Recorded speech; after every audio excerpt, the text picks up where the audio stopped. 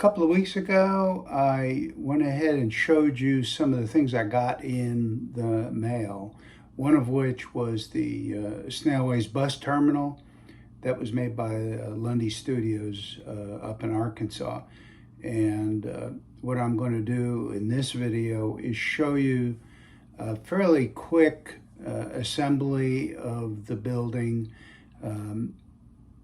in slide format.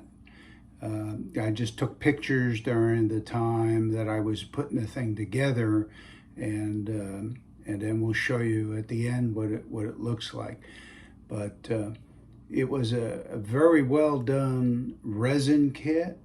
Eventually I will probably put lights into it, but I'll have to think that one through, as it is resin and it's solid on the bottom, so I'll have to think about where I would drill through to put in lights. And I did leave the roof loose so I could open it up if I wanted to put some internally to it. But anyway, let's get on with the slideshow and we'll see you at the end. Bye.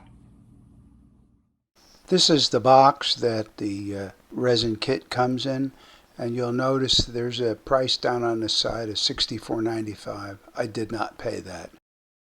This shows the interior of the box. The parts are held down by two glue strips indicated by the two black arrows. This is one of the 6 pages of detailed instructions on how you go about assembling this kit.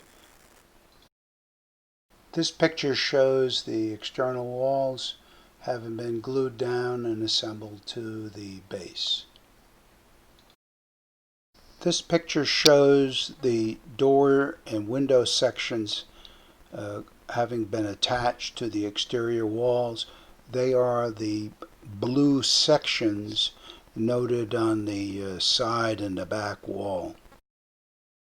This picture shows the 4 roof support pilasters along the parking spots for the buses in the back. You can also see the door and window sections on the front of the building. This picture shows the 4 roof support posts over the bus parking area.